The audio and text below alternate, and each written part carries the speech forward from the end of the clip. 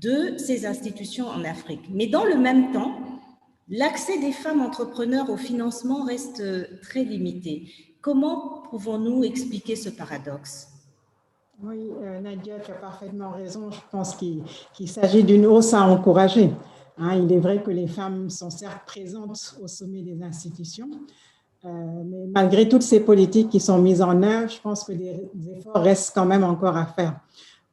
Si on prend l'exemple juste des 307 meilleures entreprises africaines, les femmes représentent seulement 14% des membres des conseils d'administration. Hein, et puis, par ailleurs, on a un tiers des conseils qui ne comptent aucune femme. Donc, on note également que les femmes sont sous-représentées à tous les échelons de l'entreprise. Nous sommes vraiment encore loin d'une parité homme-femme dans les postes de cadre intermédiaires, dans les postes de cadre supérieurs. On a seulement 5% des femmes professionnelles qui parviennent à avoir des postes de haute direction dans les institutions africaines. Et on peut constater, tu l'as dit toi-même tout à l'heure d'ailleurs, plus l'institution est grande, moins elle est susceptible d'être dirigée par une femme. Si on prend le volet entrepreneurial, pourtant les femmes sont un des piliers forts de l'économie africaine. Le continent affiche un pourcentage le plus élevé de femmes entrepreneurs au monde. On a plus de 160 millions de femmes entrepreneurs en Afrique. Et en Afrique subsaharienne, on dit qu'elles détiennent 33% des entreprises, ce qui signifie qu'une femme sur 4 lance ou gère en tout cas une entreprise. Cependant, il faut bien noter que on a 90% à peu près d'opérateurs économiques de notre continent qui sont soit dans des toutes petites, des micros ou des PME. Malheureusement, ces derniers, de manière générale, hommes comme femmes, sont tous confrontés à des difficultés d'accès au financement. L'entrepreneuriat est la clé du développement durable, d'où la nécessité de pouvoir renforcer l'accompagnement à l'endroit de ces entrepreneurs-là pour qu'ils aient accès à ces différents financements. Si on revient sur les femmes en Afrique, les entreprises qui sont dirigées par des femmes, on dit qu'on a un déficit de 42 milliards de dollars par an pour pouvoir les financer. C'est énorme. C'est assez. Donc, pour ma part, je pense qu'il reste encore vraiment beaucoup à faire pour combler ce gap de financement. Il est important, comme j'ai dit, qu'on puisse encourager et soutenir les nombreuses initiatives destinées à promouvoir un financement inclusif, axé sur ces femmes entrepreneurs-là pour leur permettre de développer tout leur potentiel.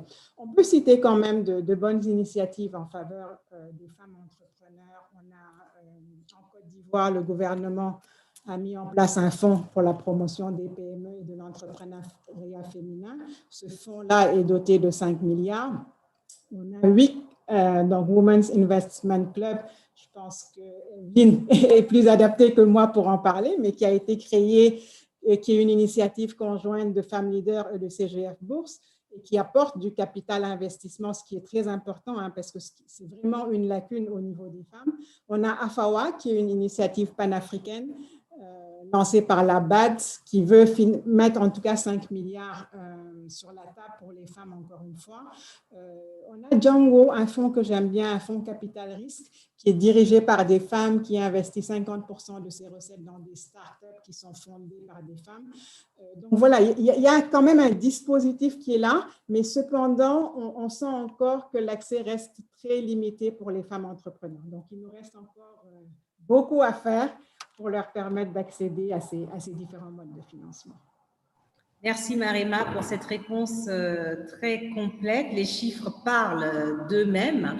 On voit bien que l'entrepreneuriat est vraiment quelque chose qui tient à cœur aux femmes africaines. Elles se sont investies dedans.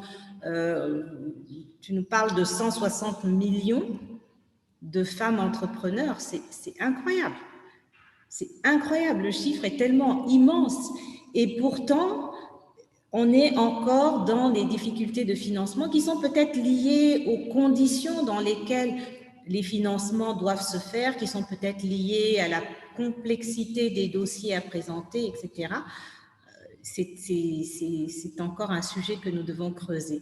Alors, sans plus attendre, Evelyne, vous êtes directrice exécutive de WIC Capital, qui est donc un fonds d'investissement dédié aux femmes entrepreneurs. On dit que les femmes ont plus tendance à rembourser un prêt que les hommes. Et pourtant, comme on vient de le voir, elles ont très peu accès aux institutions financières formelles. Quelles sont les raisons et les conséquences de cet état de fait, selon votre expérience? C'est bien que Marima ait rappelé le gap de financement de 42 milliards de dollars, qui est énorme, effectivement.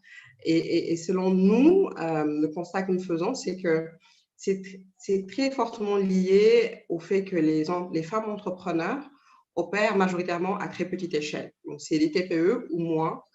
Elles sont sur des entreprises qui génèrent moins de 100 millions de francs de CFA par an. Et à cause de cela, elles n'ont pas accès à des ressources qui sont clés pour leur croissance. Donc, les ressources humaines, certaines compétences. Par exemple, une entreprise d'agri-processing qui n'a pas de fonction qualité ne pourra pas exporter, ne pourra pas augmenter ses ventes, par exemple. C'est, par exemple, une fonction finance qui est un peu larvaire, et donc des chiffres, des états financiers qui ne sont pas à la norme, et donc qu'une banque ne peut pas forcément analyser. Elles n'ont pas accès à des services de conseil, que ce soit du conseil en management comme que vous offrez ou du conseil en stratégie, qui est important aussi pour bien définir la stratégie de croissance et le chemin vers cette croissance-là. Et elles n'ont pas accès non plus à la technologie qu'il faut pour accélérer leur activité et renforcer leur efficacité.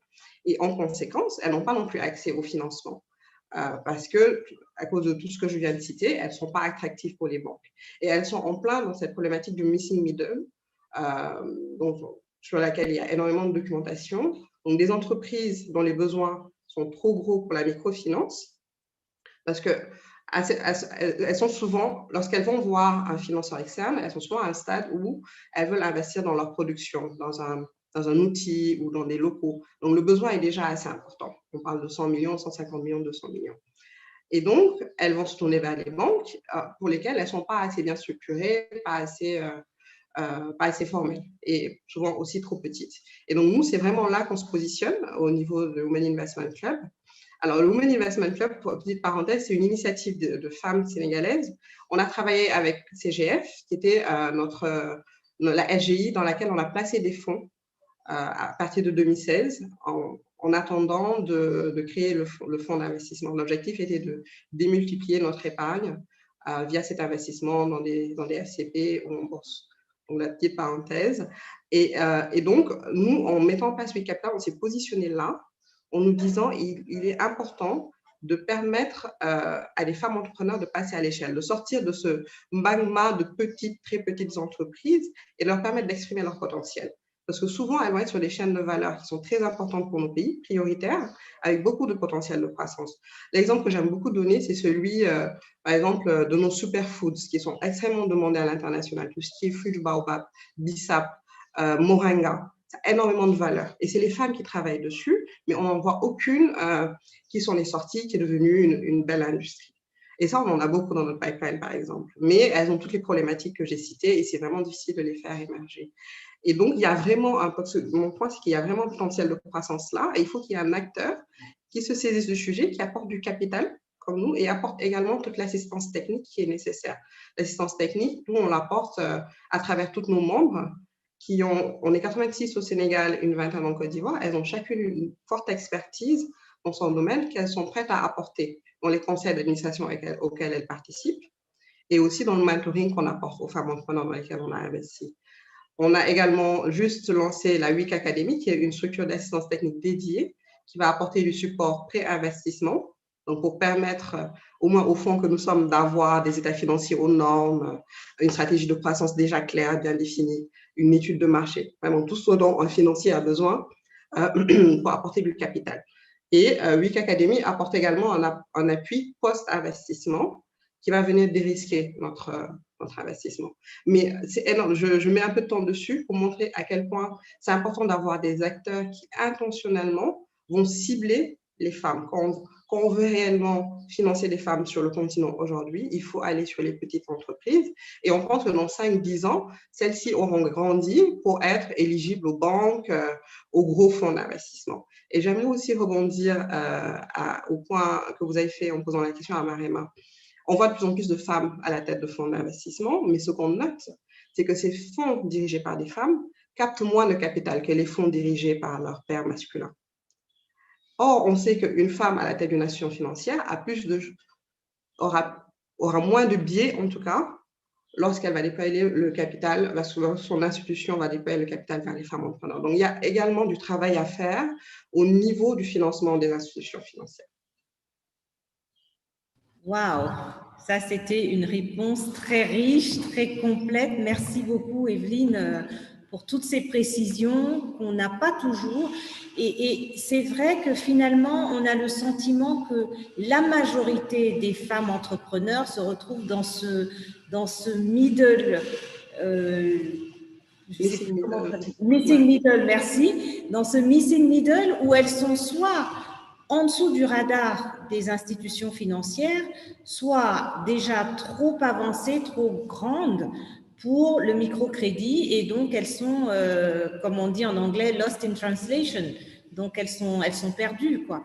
Et c'est effectivement sur ce mission middle que les efforts vont devoir se concentrer encore plus pour permettre un véritable essor. Merci Evelyne pour donc ces précisions.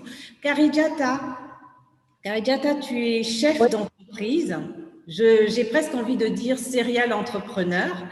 Est-ce que tu peux nous parler de ton expérience et de ce qui t'a motivé pour te lancer dans l'entrepreneuriat? Alors, merci Nadia. C'est très intéressant ce qui a été dit précédemment. Moi, je suis le prototype exact de la femme qui veut briser les barrières et qui veut donner aussi aux jeunes filles, aux petites filles, l'espoir qu'avec beaucoup de volonté et de détermination, on peut réussir à faire énormément de choses et à se positionner comme modèle. Alors, on a parlé de finances tout à l'heure. Les femmes n'ont pas accès au financement. Ça, c'est vraiment l'élément de base donc, qui caractérise donc, les économies dans lesquelles nous évoluons. Mais ce qu'il faut reconnaître, c'est qu'il y a eu énormément d'avancées. En Côte d'Ivoire, on a cité l'agence PME Côte d'Ivoire qui travaille énormément avec les entrepreneurs et qui met un accent particulier sur les femmes entrepreneurs que je voudrais vraiment saluer parce qu'à travers leur programme, nous recevons donc des formations en renforcement de capacité et donc ça nous permet aussi d'avoir des dossiers bankable, n'est-ce pas? C'est comme ça qu'on dit. Alors, en termes de barrières, la première chose qu'il faut clairement identifier et sur laquelle il faut être franc, c'est que nous, en tant que femmes et dans nos économies ou dans nos sociétés africaines, nous sommes confrontés à 3 niveaux de barrières. Donc, le premier niveau, c'est vraiment à titre individuel. C'est que personnellement, les femmes elles-mêmes doivent se libérer et se faire confiance. Et ça, ce n'est pas gagné d'avance. Ce n'est pas gagné d'avance parce que la troisième barrière que je vais citer, donc, c'est l'environnement social. Donc, tout ce qui est facteurs sociaux culturels qui bloquent dès le départ la petite fille, la jeune fille et la femme. Alors, ces facteurs-là, c'est premièrement l'accès à l'éducation. L'accès à l'éducation est fondamental parce que qui ne sait pas, malheureusement, ne peut rien donc décider et n'a pas la parole en clair. Donc, moi, en tant que petite fille, je ne t'ai même pas destinée à l'école, pour vous dire à quel point. C'est-à-dire que je nais dans une famille qui considère que les femmes ne doivent pas aller à l'école.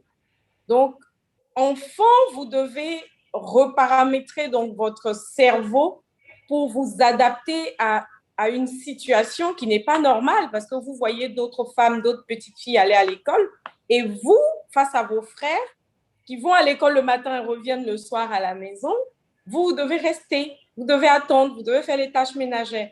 Donc, il faut vivre déjà avec cet état d'esprit et donc, grâce aux gens qui nous entourent, à la société qui évolue, c'est pour ça qu'il faut toujours mettre un point d'honneur sur les avancées. On a beaucoup de retard, mais il y a beaucoup de travail qui est fait au quotidien par des institutions, par des personnes qui s'engagent et ça, ce n'est pas négligeable. Donc, j'ai, grâce à Dieu et aux personnes qui m'entourent, accès à l'école, mais une fois que j'ai accès à l'école, il faut que je démontre tous les jours que je suis capable. Donc, c'est une double pression psychologique que vous avez. Et cette double pression ne se limite pas à la femme en tant qu'enfant ou en tant que jeune fille.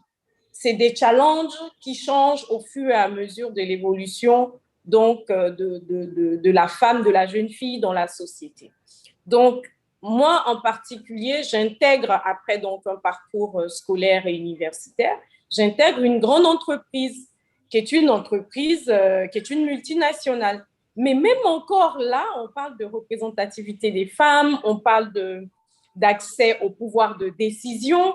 Même là, vous vous retrouvez un peu à vous battre donc, entre les barrières donc, institutionnelles et le pouvoir de décision qui reste très masculin et qui ne veut pas laisser de place à la femme. Donc, soit vous en faites un peu trop et on a le sentiment que, voilà, vous n'êtes pas une femme. Parce qu'une femme, ça doit faire les choses calmement et tout. Soit vous voulez trop vous affirmer et vous déranger, soit vous restez dans votre coin, ou alors vous avez à un moment donné votre challenge personnel qui est d'être maman et d'être femme aussi, épouse d'eux ou compagne d'eux. Donc, tout ce parcours-là fait qu'à la base, les barrières sont au niveau personnel. Donc, vous devez briser ces barrières, ce que j'ai clairement fait. Donc, quand j'ai décidé d'entreprendre, je me suis fixé 2 objectifs. Entreprendre pour véritablement apporter une solution, qui est une solution à un marché. Parce que c'est de ça qu'il s'agit. Il s'agit d'économie. On n'entreprend pas juste pour se faire plaisir ou se démontrer qu'on est capable d'entreprendre. On entreprend pour apporter une solution au marché. Donc, cette solution, elle existe. Je travaillais dans la téléphonie mobile. J'ai travaillé avec des femmes dans le monde rural et je me suis rendu compte que les besoins en matière de transformation digitale, en matière de services digitaux, de services numériques, ces besoins-là étaient aussi en zone rurale et étaient aussi au niveau donc de ces utilisateurs qui étaient des utilisateurs qui n'avaient pas forcément les revenus que les grandes entreprises ont. Donc, j'ai lancé ma première entreprise avec beaucoup de difficultés. Je peux vous assurer que je suis, donc vous avez utilisé le terme, c'est middle, Miss Middle? Missing middle. Missing middle. Alors, je me retrouve dans cette vague-là, parce que dès qu'on lance l'entreprise, on commence à se rapprocher des banques, mais on se rend compte que c'est fermé, mais complètement. C'est-à-dire que vous n'avez même pas un interlocuteur. Si vous avez un interlocuteur à l'ouverture du compte, une fois que vous avez ouvert votre compte, vous êtes comme dans une sorte de système qui vous regarde sans vous donner des informations. Donc, j'ai détecté très tôt que la méthode donc, des banques classiques, en tout cas auxquelles nous on a été confrontés dans notre parcours, c'est que ces banques-là ont besoin que vous fassiez votre chemin et vos preuves. Sauf qu'on ne vous le dit pas ouvertement. C'est ça qui est formidable. C'est que si votre conseiller vous dit clairement, écoutez, madame, procédez ainsi, faites ceci ou faites cela en toute franchise, vous savez que vous avez des étapes à franchir. Pendant 1, 2, 3 ans, vous avez un capital à mettre en place et ainsi de suite. Donc, accès à l'information. Pour résoudre cela, nous avons en 2015 mis en place donc une organisation que nous avons appelée Active pour que les femmes de notre réseau puissent trouver au sein du réseau Active des réponses de ce type-là. Parce que le frein arrive tout de suite dès que vous vous retrouvez à la banque, que vous avez un bon de commande qui ne sera pas financé parce que la banque ne vous a pas tout expliqué dans votre structuration, dans votre organisation, dans le dossier que vous devez mettre en place et tout. Si vous ne le faites pas correctement, vous n'aurez jamais ce financement. Mais ça encore, il faut le savoir. Il faut savoir le faire. On a mis en place pour accompagner des femmes entrepreneurs comme nous, partager nos expériences. Ce n'est rien d'autre que du partage d'expériences et du partage réseau. pour ne pas qu'elles se retrouvent seules et isolées. Donc, c'est pour ça qu'une initiative comme le WIC est une excellente initiative parce que ça permet de briser les barrières entre ces femmes entrepreneurs-là et le domaine donc, des finances qui paraît encore être un domaine purement masculin. Il y a deux choses qu'on dit. On dit l'argent n'aime pas le bruit et que c'est encore la chasse gardée des hommes. Mais c'est la vérité. C'est dommage, mais c'est la vérité. Et toutes ces femmes à la tête des institutions doivent se battre. Et je sais que ce n'est pas évident pour être dans les conseils d'administration, pour être dans les pouvoirs de décision, dans les comités de crédit, pour trouver les bons mots et les éléments qui permettent de soutenir donc, des projets de femmes. En parlant donc du marché des titres, j'ai, il y a quelques années, ouvert un compte titre, simplement parce que la personne qui me donnait cette opportunité d'ouvrir un compte titre, c'était un conseiller donc, dans une des banques. Il m'a presque murmuré pour me dire « Ah, je vais te donner un petit secret, mais il ne faut pas dire à quelqu'un. » Et j'étais choquée parce que ce n'est pas un petit secret, c'est une opportunité d'investissement, d'épargne et donc un élément clé et fondamental donc, de financement de nos activités. Mais cette personne me présentait le projet comme étant une grosse opportunité sur laquelle tous les hommes sont pratiquement, que les femmes n'y sont pas, simplement parce qu'elles n'ont pas cette information. Et aujourd'hui, de plus en plus, je fais aussi la promotion de ce type d'investissement. Mais il faut avoir l'information au préalable. La dernière chose, c'est aussi qu'il y a l'accès au financement et aux produits financiers de base. Aujourd'hui, nous, à travers Edit Africa, qui est notre entreprise de distribution, nous avons mis en place un projet d'installation de kiosques solaires parce que nous avons décidé de digitaliser nos services. Pourquoi nous mettons en place ces projets? Nous mettons en place ce projet parce que nous souhaitons aller nous installer à proximité des populations, là où le besoin se fait sentir d'avoir un service de transfert d'argent, un service d'information, par exemple, sur la microfinance Cofina, qui existe peut-être dans les grandes villes, mais qui pourrait donc accroître ses revenus et son champ d'action en allant donc en zone rurale auprès des coopératives, auprès de ces femmes-là qui font des petites épargnes et qui restent donc dans des formats de tontine et tout. Donc, notre solution, c'est un kiosque solaire qui embarque une application dans laquelle vous avez du Wi-Fi, donc du Wi-Fi gratuit, et vous avez la possibilité de faire du transfert d'argent, vous avez la possibilité de payer votre facture, vous avez également donc des informations relativement à tout ce qui est accès aux services de base. Donc, voici comment nous, progressivement, on essaie d'éduquer la population, on essaie d'engager les femmes dans nos économies et on essaie de se maintenir en tant que modèle parce qu'on est convaincu que c'est en regardant d'autres modèles de femmes que d'autres femmes vont être encouragées à se maintenir parce que ce n'est pas évident de passer d'une étape à une autre. On a dit que les femmes restent à un petit niveau, c'est normal parce que quand on passe au niveau supérieur, on se retrouve avec beaucoup de barres au niveau psychologique, mais tant aussi au niveau, donc, au niveau de la famille. Vous avez connexion bi kay defal mo. Allô? Allô? Allô?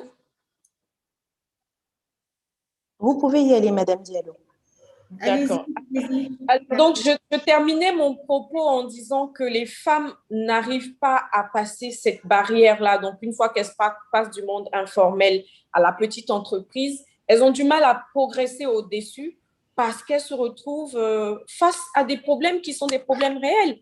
Donc, si vous devez aller développer votre entreprise et que ça fait que vous n'êtes pas forcément à la maison en permanence, rassurez-vous, c'est monsieur qui va vous rappeler que vous êtes entrepreneur, mais vous êtes aussi son épouse et vous êtes la maman de ses enfants.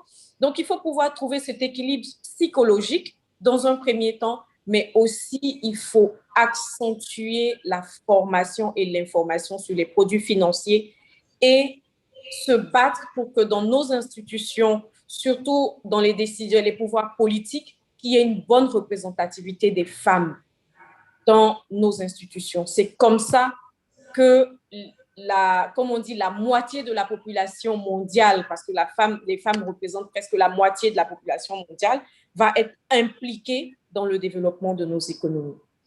Merci beaucoup, Karidiata, pour ce témoignage absolument extraordinaire. Moi, j'en retiens en tout cas que l'éducation est vraiment fondamentale.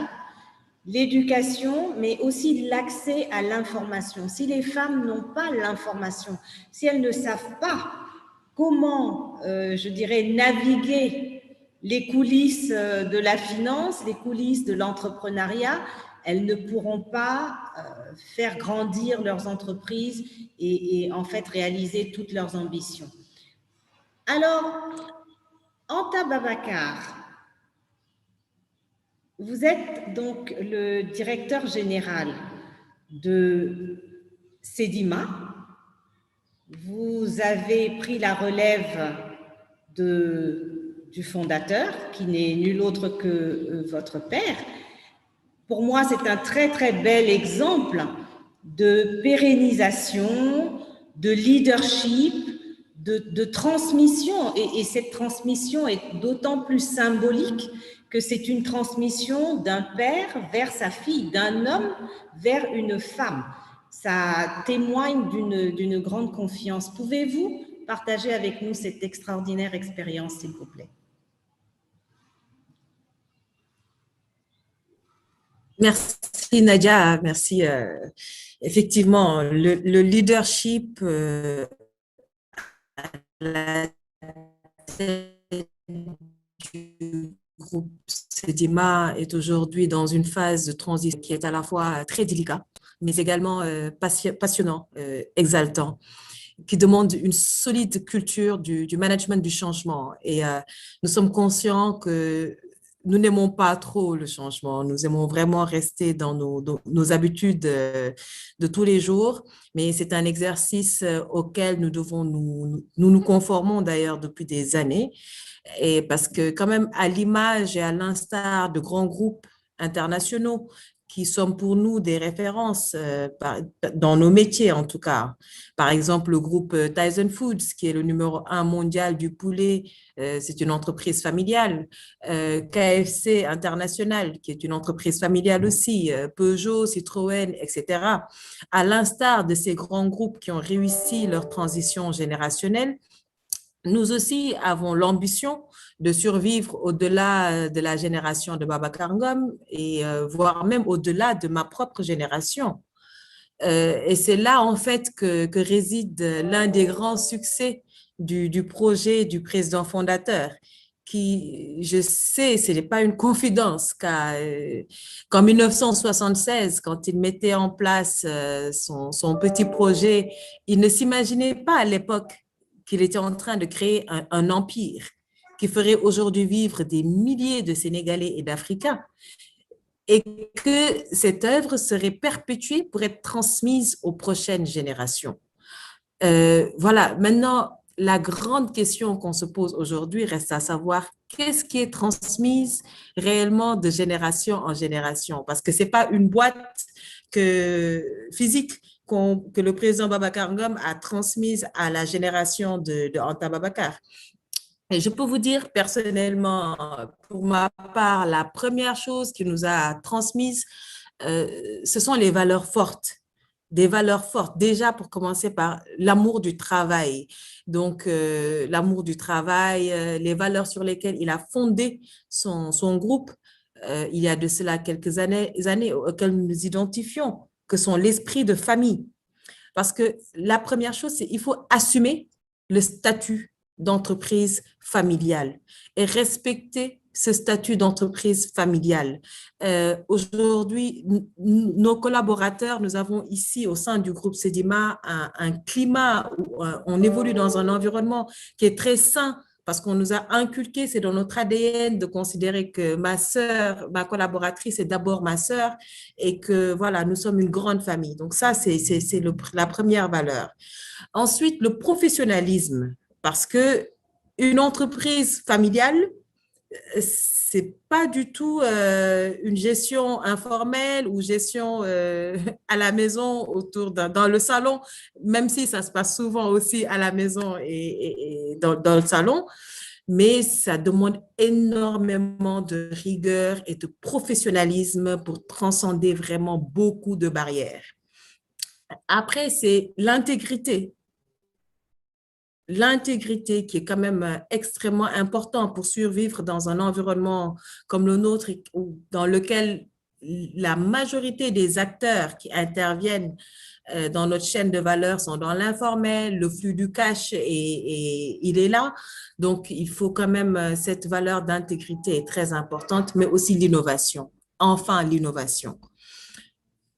D'où le charme ou le secret d'avoir cette équipe jeune, cette équipe dynamique, cette équipe qui est à la quête et à la conquête des dernières et des nouvelles technologies pour être à la hauteur de sa génération. Voilà, donc au-delà de cette transmission de valeurs, on parle aussi de la transmission de leadership. Mais moi, je ne pense pas que le leadership se transmet d'une génération à une autre. Mais ça, c'est un autre thème sur lequel on pourrait débattre un autre jour. Mais à coup sûr, ce qui nous a transféré aussi, c'est l'historique, l'histoire de l'homme, le modèle de réussite et surtout la réussite du business model. Donc, l'histoire d'un self-made man qui a tout démarré dans une pièce de 16 mètres carrés. Et c'est sur ça que nous devons nous construire et pérenniser afin de pouvoir transmettre aussi à la prochaine génération. Il fait quelque chose d'extraordinaire. Il décide de faire confiance aux femmes. Le président Babacar Ngom est entouré de femmes. Donc, de par les deux vice-présidentes, Madame Ngom, Madame Diawara, d'une directrice générale qui est sa fille, et d'un conseil d'administration, j'en parlerai tout à l'heure, très féminisé, beaucoup de collaboratrices femmes. Qu'est-ce qui fait que cet homme soit aujourd'hui l'un des fermes défenseurs de la place de la femme en entreprise? Je pense qu'il a très vite compris. Il a très vite compris et c'est pour ça qu'il a investi autant dans l'éducation.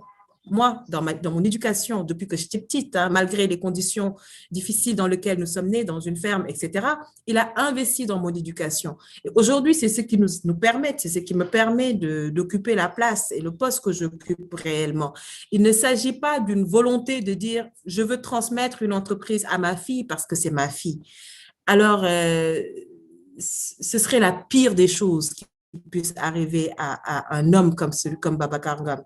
Il s'agit de transmettre à une génération, à une personne en qui on peut avoir confiance et qui a fini de faire ses preuves. Pour l'histoire, quand j'ai rejoint le groupe Sedima, je pense Madame Diawara, celle qui m'a recrutée, est dans le call avec nous aujourd'hui. Je rentrais après quand même 2 ans d'expérience en France, chez HP, avec de réelles opportunités, un bon niveau de salaire, mais je suis arrivée, elle m'a retournée dans mes fermes et dans les usines pour réapprendre le métier et se construire. Et je pense qu'aujourd'hui, c'est ce qui m'a le plus formée. Et que nous avons de notre métier qui nous permet de développer cet amour et cette passion de construire afin de pouvoir transmettre et pérenniser. Donc, le sens de la responsabilité, du devoir de diversification métier, du devoir d'expansion régionale, parce qu'on trouve Sedima qui était à l'époque une entreprise, une belle entreprise nationale, on se dit qu'est-ce que nous allons faire? Parce que nous devons rédiger valablement les pages de notre histoire dans ce livre. Et c'est notre contribution. Et on tient à ce qu'elle soit forte, à ce qu'elle soit belle et à ce qu'elle permette de pérenniser. Donc, c'est tout ça qui doit animer la génération actuelle. Et c'est là le défi de la pérennisation de cette transmission, qui n'est pas seulement d'un père, un passage de témoin d'une génération vers une autre, qui elle aussi a l'ambition de transmettre à la prochaine génération. Voilà. Merci Anta Babacar pour ce témoignage. Alors, on voit bien tous les défis, n'est-ce pas, de la pérennisation d'une entreprise. Parce que là, nous parlons bien sûr de mobiliser des fonds, nous parlons de comment faire grandir les entreprises. Mais ensuite, il y a ce fameux challenge que tous les entrepreneurs ont. Moi, je suis entrepreneur, j'ai le même challenge. C'est la pérennisation. C'est une fois qu'on a bâti, comment est-ce qu'on transmet? À qui est-ce qu'on transmet? Qu'est-ce qu'on transmet pour que demain, nous n'ayons pas que des entreprises temporaires qui vont, comme une rose, éclore et mourir, mais qui vont être des fondements permanents de nos économies. C'est un vrai challenge. Merci Anta Babacar d'avoir partagé cela. Alors, Marema, Cofina. Cofina finance donc essentiellement le microcrédit. Qui sont vos clients? Qui sont vos clients? Quel pourcentage de femmes touchez-vous, de femmes entrepreneurs? Alors, il faut préciser que notre métier, c'est plutôt la mésofinance, hein, qui est le financement du missing middle dont on a tant parlé tout à l'heure. Donc, la mésofinance se situe vraiment au carrefour du système bancaire classique et de la microfinance traditionnelle. Donc, Cofina accompagne, on va dire, les classes moyennes émergentes, plus spécifiquement, les entrepreneurs et les PME, dont les besoins de financement, on l'a dit, sont devenus trop importants pour les institutions de microfinance traditionnelles qui donnent en général du microcrédit, mais dont la structure entrepreneuriale reste encore considérée comme insuffisamment formelle par les banques commerciales. Je pense que Karina en a parlé. Voilà, quand tu rentres dans une banque et tu leur parles de ce que tu fais en général, ce n'est pas assez structuré, en tout cas pour ces banques commerciales-là. Alors, dans notre portefeuille, les femmes représentent 43% de notre portefeuille de clientèle globale. Donc, c'est quand même un chiffre assez important. Mais pour renforcer notre accompagnement à l'endroit de ces femmes-là, on a créé Finel, la finance pour elles. Donc, c'est une filiale du groupe Cofina qui est vraiment dédiée au financement de la femme, qui pour l'instant existe en Côte d'Ivoire, et on a ambition de pouvoir créer Finel dans l'ensemble des pays où nous sommes présents. Il s'agit pour nous de créer un modèle de finance vraiment inclusif pour les femmes en leur apportant un accompagnement adapté. Je pense qu'on en a parlé tout à l'heure. Ce n'est pas juste d'apporter du cash. Il s'agit de pouvoir accompagner ces femmes-là en termes de formation, en termes de relations, de pouvoir avoir des relations avec des fournisseurs, avec des investisseurs, etc. Donc, c'est vraiment une façon, on va dire, spéciale de pouvoir accompagner, de le faire autrement que ce qu'un Cofina lambda pourrait faire. On vient soutenir l'entrepreneuriat féminin. Donc, sur les chiffres de Finel en particulier, comme j'ai dit, ça existe pour l'instant seulement en Côte d'Ivoire. On a 4 points de vente. On a 8500 clients au niveau de Finel. On a financé depuis le démarrage de Finel près de 3000 projets. Et une production totale. Donc, on a injecté sur ces 3000 projets-là 22 milliards. Je pense que c'est un moyen de pouvoir dire les femmes ont besoin d'être accompagnées de façon différente. Il y a beaucoup de potentiel, on en a beaucoup parlé. Malheureusement, on cantonne encore, en tout cas, ces femmes-là dans du très petit. Et elles ont du mal, une fois qu'elles ont fait ce très petit-là, à passer à une autre échelle. Donc, c'est vraiment ça l'objectif de Finel, de dire je prends la toute petite commerçante, je prends la toute petite entrepreneur qui commence à produire quelque chose, comment je fais pour la rendre vraiment éligible à de gros crédits de manière à ce que dans 5 ans, c'est une industrie maintenant qu'on est en train de mettre en place avec cette femme. Donc, voilà un petit peu la vision qu'on a sur Cofina, de dire trouvons un moyen de financer différemment, mais surtout d'accompagner différemment les femmes. Et ça, on ne peut pas le faire en vase clos. On est obligé de le faire justement avec d'autres structures qui viennent apporter du capital, parce que la femme a besoin de capital, qui viennent apporter de la formation en gestion, en managementship, en leadership, etc. C'est tout un écosystème, on va dire, à pouvoir mettre en place pour pouvoir faire grandir ces femmes-là. Merci Marema, merci beaucoup pour cette réponse très complète. Evelyne, en quoi investir dans les femmes est-il l'un des moyens d'accroître l'égalité et de promouvoir la croissance économique à la fois inclusive et durable? Déjà, une première réponse très évidente, c'est une logique démographique. On est 50,2%, 50% globalement de la population mondiale. Quand je prends l'exemple du Sénégal, on est 50,2%. Et donc, c'est un peu dommage de laisser une partie de la population ne pas s'exprimer, ne pas exprimer son plein potentiel économique. Donc, rien que ça, pour moi, c'est vraiment une évidence. Et surtout, ça fait tellement de sens quand on se rend compte que, et c'est là que moi, j'ai un autre regard sur le taux d'entrepreneuriat féminin au Sénégal, on est 31%. Ce qui est élevé par rapport au reste du monde et au reste de l'Afrique, mais par rapport à la part de la population qu'on est, c'est bas.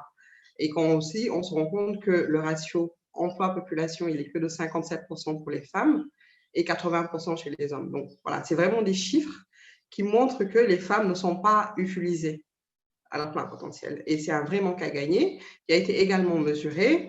Il y a quelques années, il y a le PNUD qui a sorti un rapport qui disait que c'était 95 milliards de dollars par an pour l'Afrique. C'est un coût de 95 milliards de dollars par an. C'est également énorme.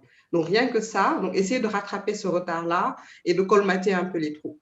Et après, il y a une autre vision qu'on peut apporter à la réponse à ta question, c'est que, et c'est aussi la raison pour laquelle on s'est lancé, il y a une vraie opportunité financière à investir dans les femmes. On a vu qu'elles remboursaient mieux, mais il y a aussi des données qui montrent aujourd'hui que les entreprises avec plus de représentation de femmes dans leur direction avaient en moyenne 14% de plus de rentabilité au niveau de l'EBITDA que les autres entreprises. Donc, il y a un vrai intérêt économique à le faire pour nos États, pour les institutions financières. Et enfin, le dernier point que j'aimerais faire, c'est, et ça vient illustrer vraiment la durabilité de l'impact qu'on aura en investissant dans les femmes. On sait que lorsqu'une femme a des revenus en Afrique, elle va investir 90% de ses revenus dans des dépenses de santé, d'alimentation et d'éducation, surtout de l'éducation. Donc, c'est des générations et des générations qui ensuite vont s'améliorer. Voilà. Et il y a énormément de données au niveau mondial IFC qui montrent que finalement, les pays les moins avancés en termes de croissance économique, c'est les pays où l'égalité entre les genres est encore faible. Donc, aujourd'hui, il y a une réelle urgence à se rendre compte, à prendre des actions, parce qu'on le sait maintenant. Pour moi, je pense que tout le monde le sait, les gouvernements le savent, les acteurs privés. Maintenant, il faut agir. Et surtout en plein Covid, où les chiffres que j'ai donnés, le ratio emploi-population, c'est des chiffres avant Covid, donc ça s'est sûrement détérioré pendant la crise. Donc, quand on veut parler de relance, il faut agir sur ces leviers-là. Il faut avoir un gender lens, une optique genre, dans tout, dans les politiques, dans les choix économiques, et puis au niveau du secteur privé, dans le recrutement, la façon dont on promeut le personnel, dans l'allocation de capital. C'est un effort de toute une nation, de tout un continent pour y arriver. Merci Evelyne. Waouh, vraiment, moi je suis très fière de mes panélistes parce qu'on a beaucoup d'informations très riches. Alors, Karadiata, quelles sont les limites auxquelles les PME font face? On en a parlé un petit peu tout à l'heure, mais là, vraiment dans leur transition vers la grande entreprise. Et comment y remédier selon ton expérience? Merci Nadia. Merci beaucoup Nadia. Les limites des PME, c'est à différents niveaux. C'est déjà au niveau du dirigeant, donc de la PME, qui doit forcément se poser à chaque fois les bonnes questions, de savoir est-ce que j'ai la bonne information, est-ce que j'ai la bonne formation. Parce que le manque d'information et de formation peut faire qu'on n'arrive pas à passer les différentes étapes. Donc, l'accès, pour moi, à l'information est essentiel. La deuxième chose qui limite l'accès au financement des PME, à mon avis, surtout des PME portées par les femmes, c'est véritablement le fait que les systèmes bancaires dans lesquels nous sommes aujourd'hui ne sont pas encore suffisamment gérés par des femmes. Donc, lorsqu'une femme est aux commandes d'une institution, son expérience personnelle et son parcours personnel fait qu'elle peut comprendre donc des problématiques, parce qu'il ne faut pas non plus se voiler la face et donner le sentiment qu'on cache une partie de l'information. Les hommes et les femmes ne sont pas structurés de la même manière. Ça, c'est un fait. Donc, c'est clair que les problématiques des uns ne sont pas forcément les mêmes challenges des autres. Donc, si les femmes sont suffisamment accompagnées dans leur parcours entrepreneurial, donc à travers des systèmes de formation, de renforcement de capacités, et ont une réponse au sein des institutions, donc j'ai vu qu'avec l'initiative Finel, c'est très bien, parce que ça veut dire que c'est une institution qui a mis en place un département ou une entreprise qui se charge de décortiquer les initiatives de femmes. On sait que les femmes travaillent très souvent dans les secteurs de transformation, de petites transformations.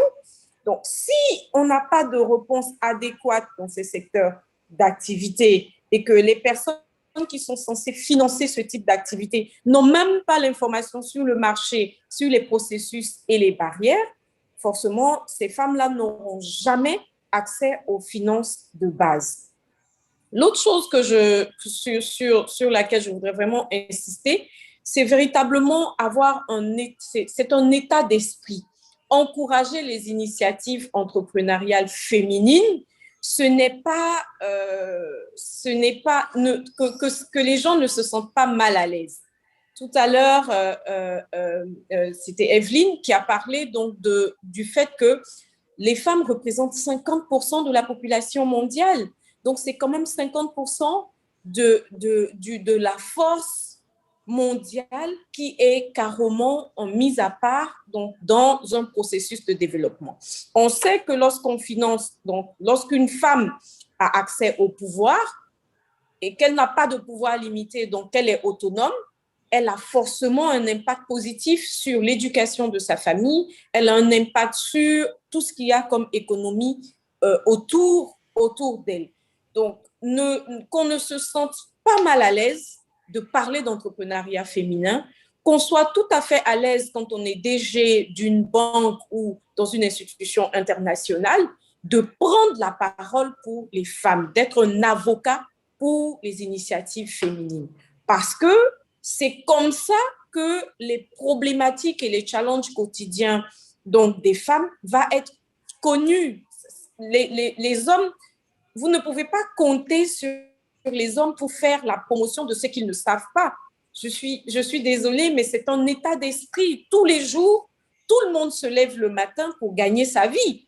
Donc, vous n'allez pas demander à quelqu'un d'arrêter de faire ce qu'il est en train de faire pour avoir un autre objectif. Mais par contre, dans l'éducation, dans les processus, dans la communication, dans l'information, on peut commencer à changer donc, les mentalités des femmes. Moi, en tout cas, en permanence, je me pose la question, où sont les femmes? Dans ce que je fais et dans toutes les initiatives que j'entreprends, je me demande toujours où sont les femmes. Et à cette réponse-là, donc j'essaie toujours d'apporter une solution.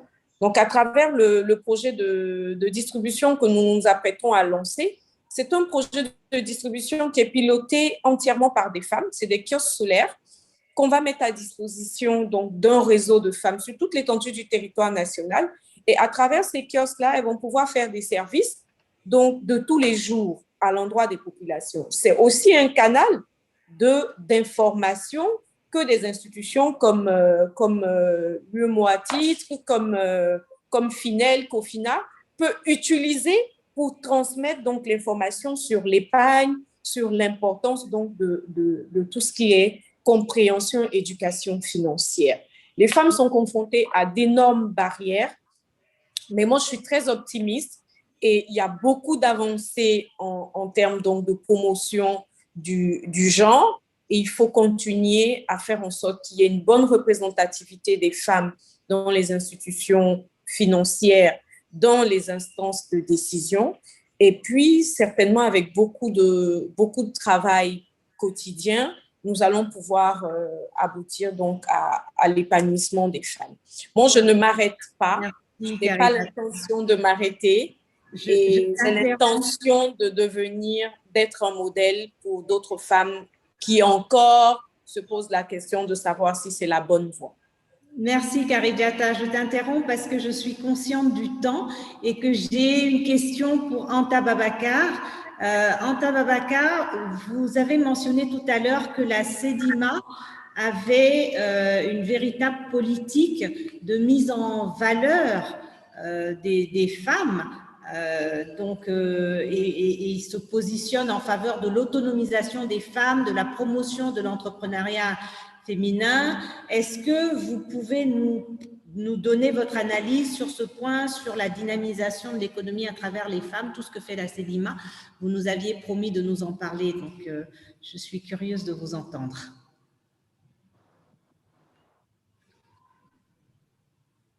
Anta Babacar? D'accord. Oui, est-ce qu'on m'entend? Oui. Voilà, donc je disais, oui, comme promis, on en parle. Il faut savoir que chez nous, à la CEDIMA, donc, on a fait le choix éclairé de la responsabilisation et de la promotion de la femme en entreprise. Donc, c'est un choix assumé et mieux même, c'est une politique qui est délibérément encouragée, non seulement pour garantir l'égalité des chances, mais comme moi, je préfère le dire, réaliser l'équité des genres. Parce que dans toute organisation, il faut un équilibre d'abord. Je sais que cette opportunité, de par la fonction, ou en tout cas cette opportunité qui m'est donnée aujourd'hui, je la saisis pour tout comme Karidiata, lancer un appel à toutes les femmes dirigeantes, chefs d'entreprise, à implémenter sans délai ce genre de politique assumée en lieu et place des constats BA et des vœux pieux sur la condition de la femme qu'on charrie toujours à l'occasion des rencontres.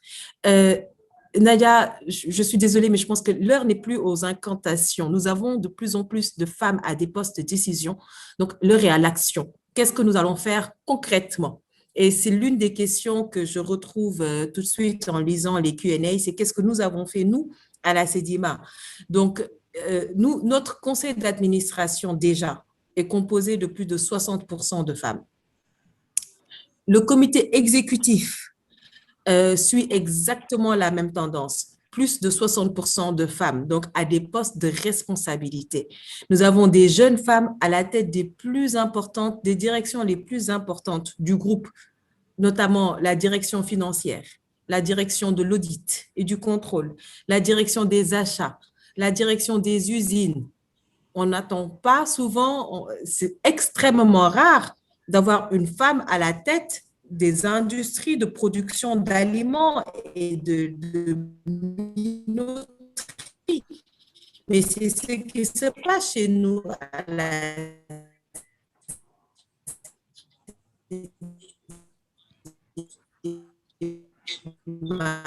c'est une jeune fille de 31 ans. Ingénieur dans l'agroalimentaire qui dirige presque 60 personnes donc, que nous avons menées dans notre organisation. Nous ne faisons pas, nous avons récemment fait le pari et c'est un restaurant KFC 100% féminin. Le personnel est un personnel à 100% féminin, avec tout ce que cela comporte, critiqué et attaquer pour ce choix-là que je fais et que j'assume, de dire, ben, vu qu'il y a des entreprises dans lesquelles on ne trouve que des hommes, on peut se permettre d'avoir une entreprise dans laquelle nous ne retrouverons que des femmes. Est-ce que c'est de la discrimination de genre? Peut-être oui, peut-être non, mais on a besoin de faire cette discrimination pour et envers les femmes. Nous ne faisons pas dans la promotion numérique de la femme au sein de l'entreprise, mais plutôt nous nous évertuons au quotidien à favoriser leurs conditions qui leur permettent d'occuper des postes de décision. Dans un autre registre, nous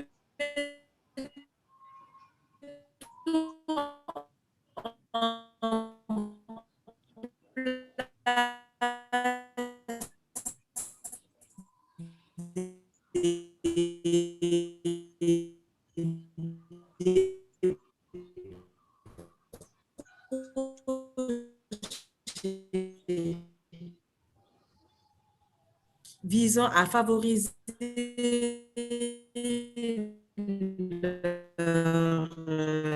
leur autonomisation, des programmes d'intégration dans la chaîne de valeur de transformation des céréales locales. Je donne l'exemple d'une jeune femme de nos clients. Elle a 32 ans. Allô? Oui, Anta, on vous avait un peu perdu. Quand vous pouvez continuer. Vous m'avez perdu à quel moment? Il y a à peine... Est-ce que j'ai parlé de Hadi? Non. Hadi, c'est la personne qui gère l'usine? On vous a perdu au moment où vous parliez de... Vous veniez de finir de nous parler de KFC, du fait que c'était une entreprise de 100% féminine. Non, vous avez entendu la partie sur KFC? Oui. D'accord, ok. Donc, je disais qu'on est en train aussi de mettre en place des projets visant à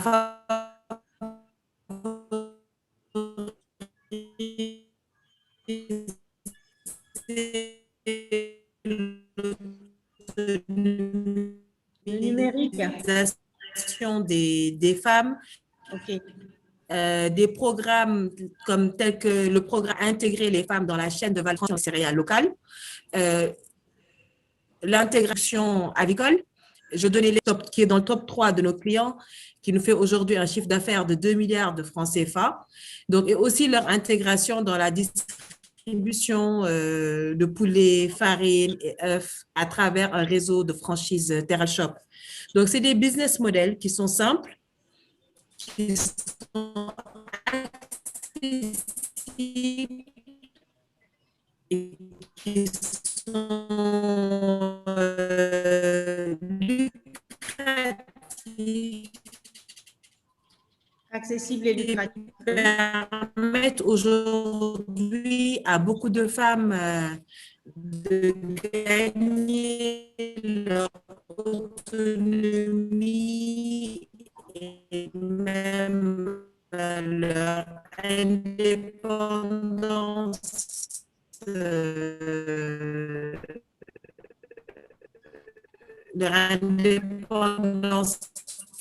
financière et de devenir à leur tour créatrice de richesse et d'emploi. Anta, on vous entend mal. Exactement, et créatrice d'emploi. Je pense que j'ai un vrai problème de connexion parce que Mme Diawara m'appelle en même temps. Donc, elles peuvent légitimement quand même être considérées comme des leviers de croissance économique. Et des enseignements tirés du secteur bancaire.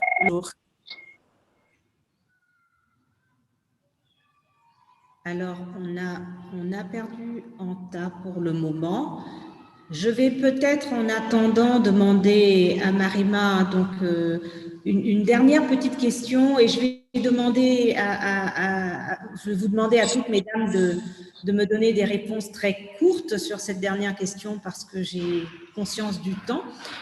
Marima, vraiment, est-ce qu'on peut dire que Cofina est une véritable bouée de sauvetage, notamment pour les TPE et les PME?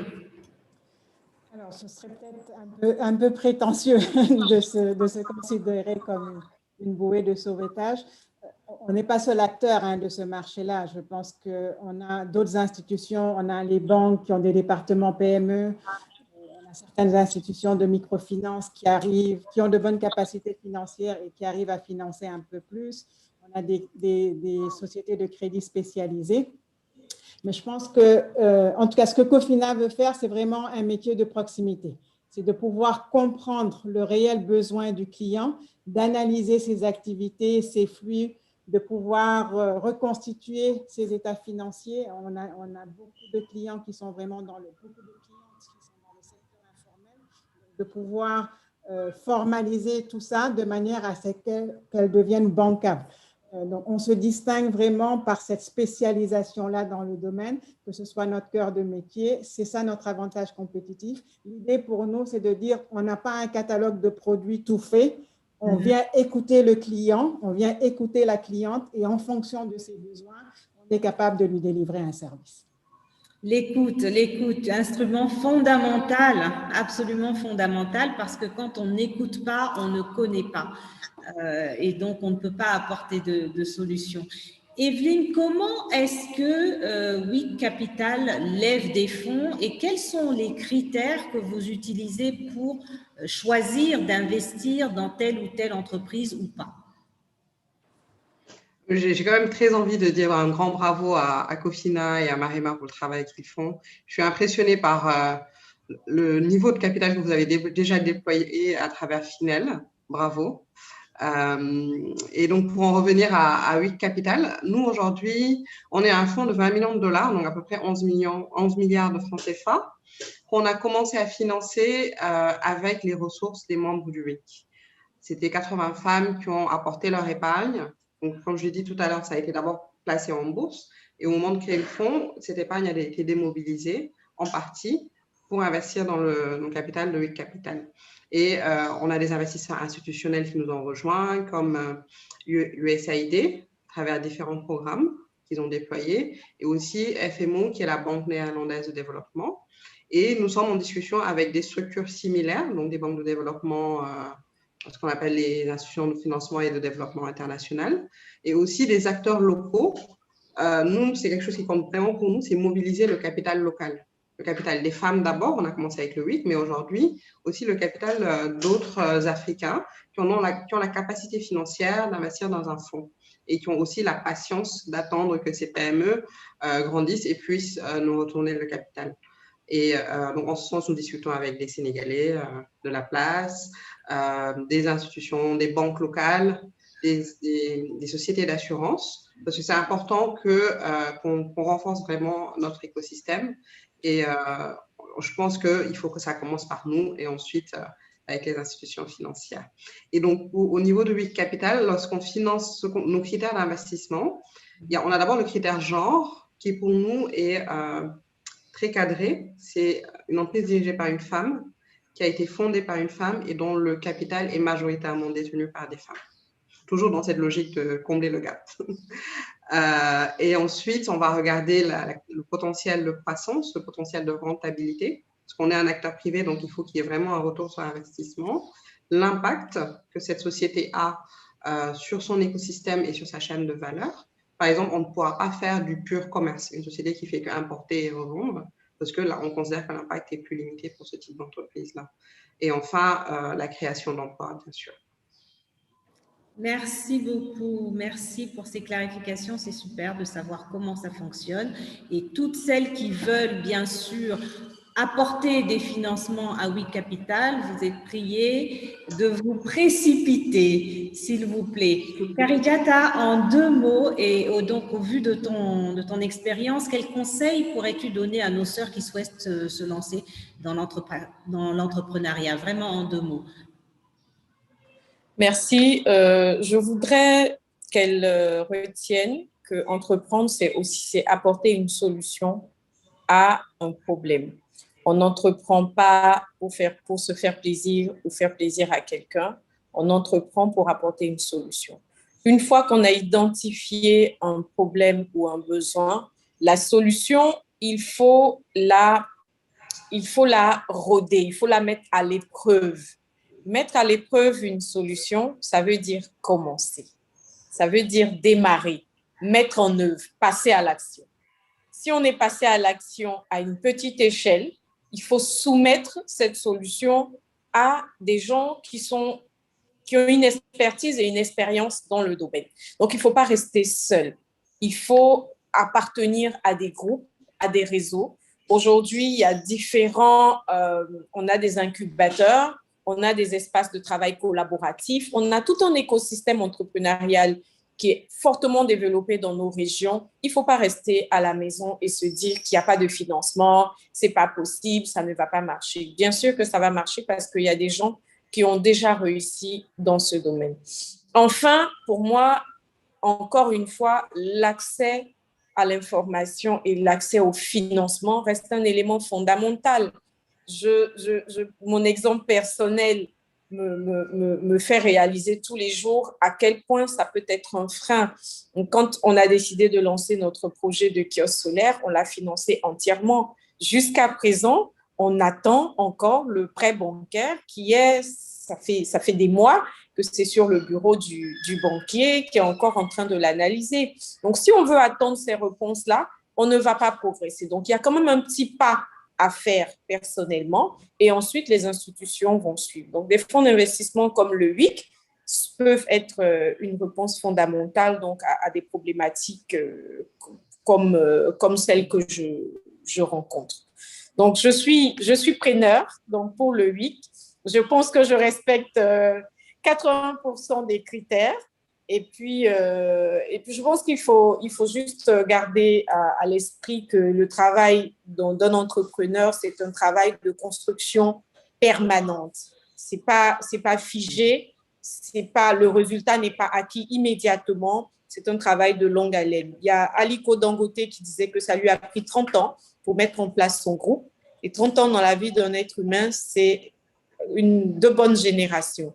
Donc, il faut rester positif, il faut apprendre, il faut continuer de se former, continuer de rester ouvert sur le réseau. Aujourd'hui, on a le numérique qui est un élément important qui permet aujourd'hui à moi assise à Abidjan de connecter avec vous à Londres, à Dakar et ainsi de suite.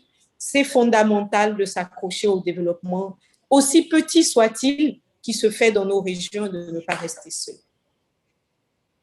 Merci, Karijata. Alors, Anta Babacar, la question qu'on ne peut pas ne pas poser, en quoi être femme et jeune est-il pour vous un challenge ou un atout à la tête d'une grande entreprise, particulièrement dans nos environnements, je veux dire?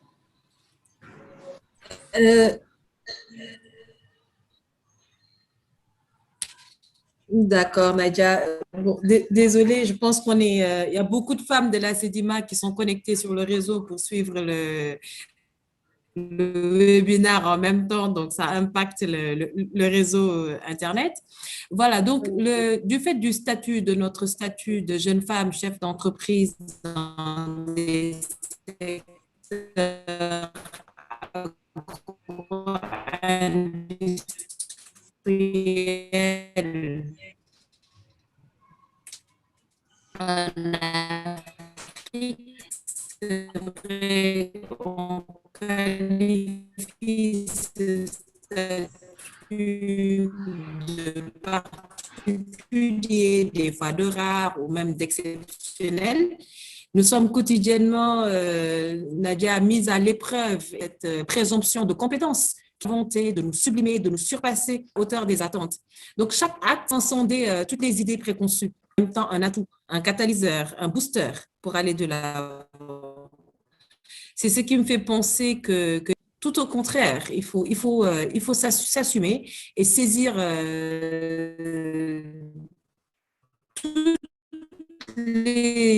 toutes les occasions pour valablement assumer notre position d'épouse, assumer notre position de mère.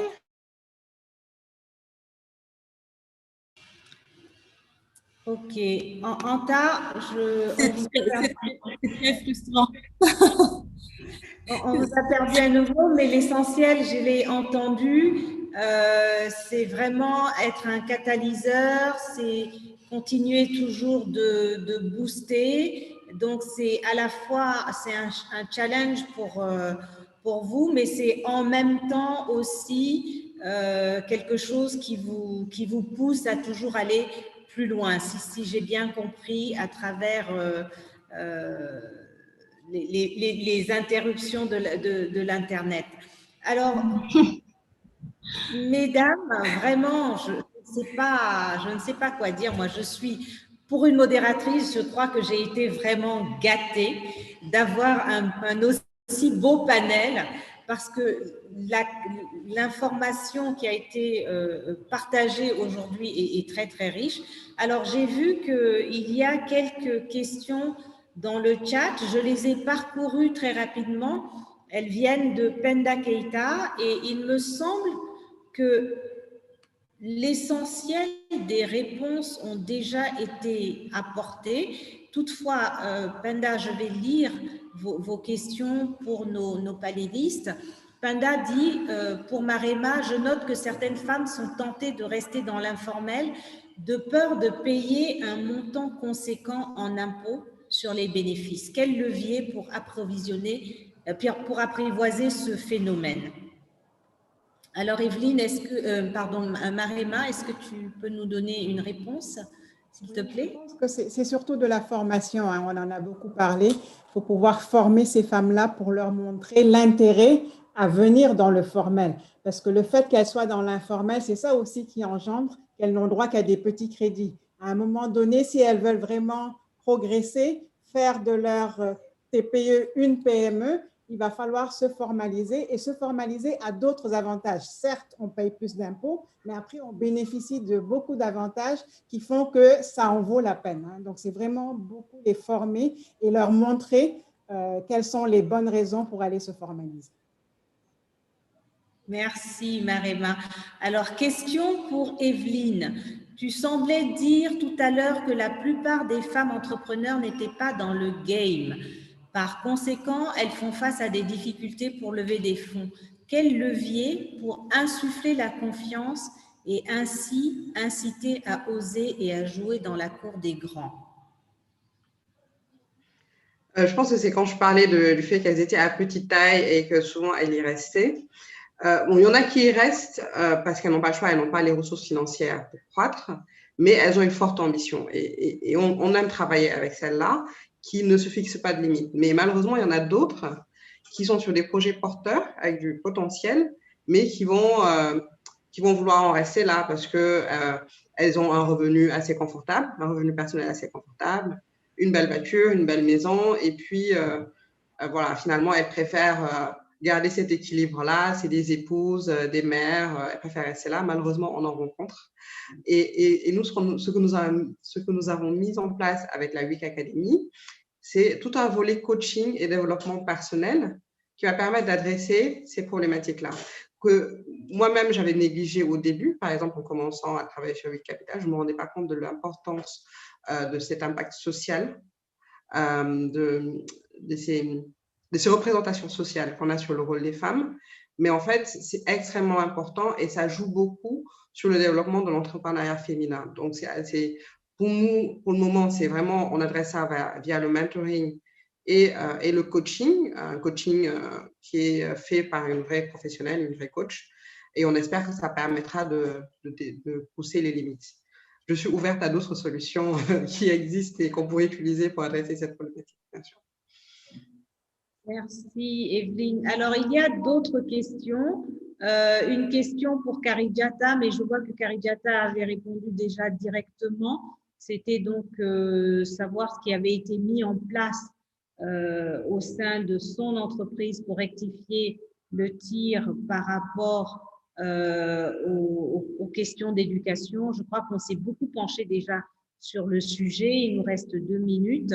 Donc, comme la question est déjà dans le chat, je vais laisser celle que ça intéresse le regarder. Il y avait une question pour Anta sur la transmission. Qu'as-tu mis en place pour avoir ta légitimité au sein de cette entreprise? Je crois que là aussi, Anta nous a très clairement répondu sur ce qu'elle fait et sur toute la promotion enfin, en tout cas, tout ce qui est Women Empowerment au sein de Cedina. Question pour Kofina, combien de femmes ont bénéficié de Finel? Je crois que là aussi, si je ne me trompe, Marema nous a répondu. Et il y a une question sur la constitution du capital de WIC à laquelle Evelyne nous a répondu. Donc, si je ne me trompe, je crois qu'on a fait le tour de toutes les questions et je suis bluffée, mesdames, par votre précision.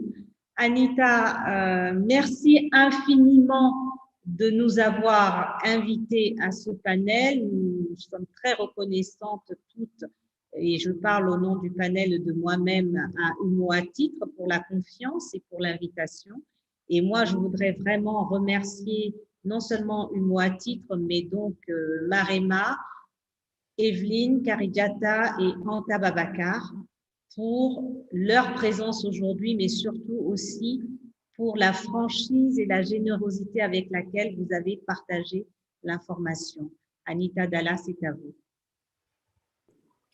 Merci. C'est nous qui vous remercions pour ce panel qui a été vraiment très riche en informations, en contenu. Nous sommes vraiment ravis d'avoir pris part à ce panel. Nous vous remercions pour vos brillantes interventions et nous remercions tous les participants pour toutes les questions. Voilà, donc nous espérons qu'à travers cette campagne de ces actions de communication qui ont été menées, Humo à titre a pu apporter sa pierre à ce si noble et long combat qui est d'édifier une société plus égalitaire. Nous vous remercions tous, nous vous souhaitons une bonne fin de journée et à très bientôt. Merci beaucoup, mesdames. Merci.